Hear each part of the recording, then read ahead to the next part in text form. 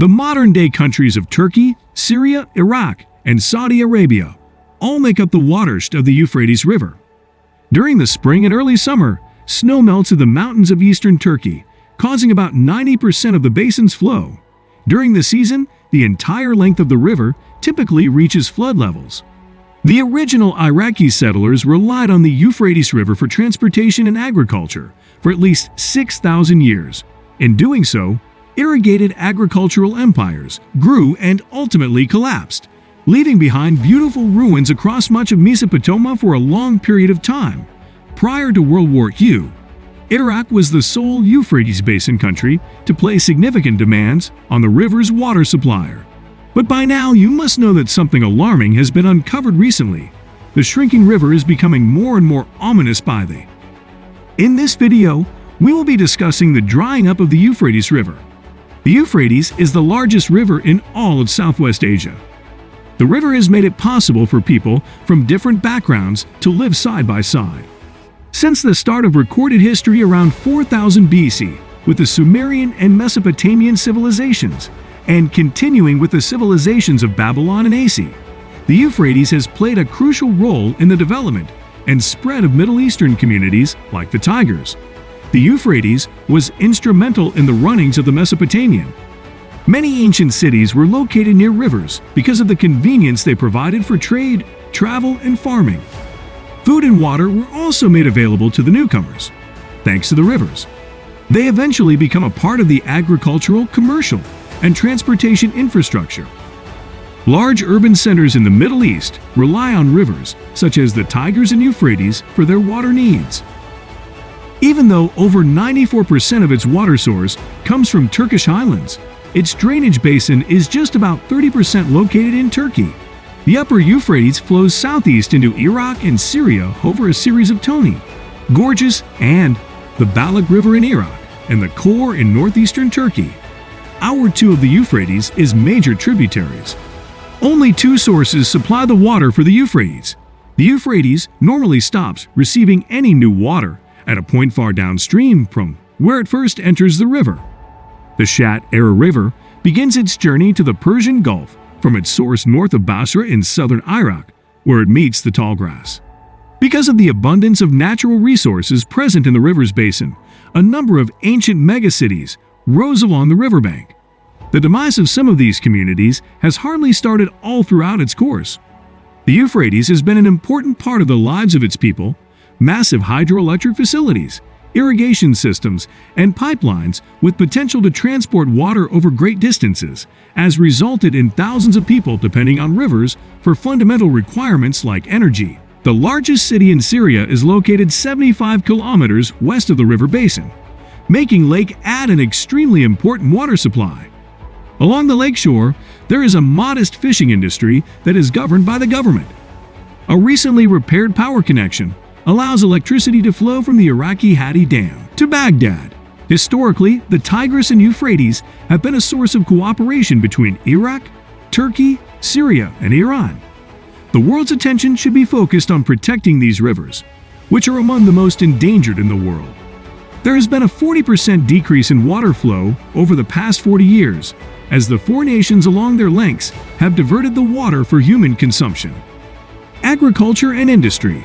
The water is mostly used by Turkey and Iraq to ensure the safety of the rivers. They concur that both countries should work together. They provide water to 60 million people who rely on it.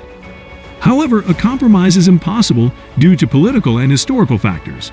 The Associated Press, or AP, has recently interviewed people in Turkey and Iraq, including government officials and farmers. The Associated Press discovered that Iraq is worried about a projected 20% decline in food production in the future. While Turkey tries to balance Iraq's and its own demands, I don't see a solution, stated former Iraqi Prime Minister Haider Abadi. If it meant sacrificing Turkey's own interests, he said, would Turkey do that? Especially if it means that their farms and people would suffer because of our increased need for water. Turkey wants to construct an additional 11 dams on the Euphrates and Tigris rivers. They are a part of the GAP project in southeastern Anatolia. The plan's end result is to improve the southeastern region by way of increased agricultural and power generation, Turkey's initial goal was to irrigate about 1.8 million acres. However, we were only asked to pay $1.05 million. The half target has been reached halfway. Turkish officials claim that modern farming practices require only one-half as much water as traditional practices, making them a requirement for farmers receiving water from GAP. However, every drop of water that is used for agriculture or other reasons in Turkey is one fewer drop that may be used in Iraq. The two rivers that flow from beyond Iraq's boundaries provide almost all of the country's water. An official single truth report was compiled by the Iraqi Ministry of Water in 2014. The study hasn't been made public, but it has been viewed by AP journalists. The report predicted that Iraq's water supply would become inadequate to satisfy demand within 2 years. It predicted that by 2035, food production would drop by 20% due to water scarcity. In 2022, we will witness the results of these forecasts. A number of lakes had dried up, crops had failed, and thousands of Iraqis were leaving the country. Long-running negotiations between Turkey with Iraq have yet to produce a lasting accord in the eyes of the Turkish government. The river system begins in Turkish territory. It weighs requirements and determines how much water to release it to the next section. Iraq, however, views ownership as shared and seeks a more permanent accord with clear boundaries. Water disputes between Turkey and Iraq are handled by Faisal Ilu. He told the Associated Press that Turkey would not agree to the release of a certain amount of water due to the unpredictability of rivers. Igu stated that Turkey might approve of establishing a release conditional on Syria and Iraq disclosing their water consumption patterns because of the frequent turnover among Iraq's water officials. Negotiations between the two countries have stalled in recent. Also, Ankara has stressed the importance of efficient water management, urging Iraq to do so. Hammond controls the amount and distribution of water in Iraq once it is diverted from the Tigris River via the Mosul. Hammond has made significant cuts in preparation for 2022 when shortages are predicted. Half of the previous agricultural water allocations were eliminated. Due to these reductions, less water is reaching the marshes in southern Iraq. As a result, there was a serious ecological crisis, since the marshes weren't getting enough water to flush the salt from the ocean. Hammer attempted a solution, but the situation was already hopeless. Dead animals poisoned by salty water drift near the riverbanks. In the Chai Bash marshes, everything in the marshes that were once so lush and green has withered and turned yellow during the past 2 years. After 2 years of little river water, the sea salt level has risen. A farmer named Obed Affairs once had weeded across more than 1,000 acres. His sons left for the cities in search of employment, and his once thriving farm in southern Iraq is now abandoned.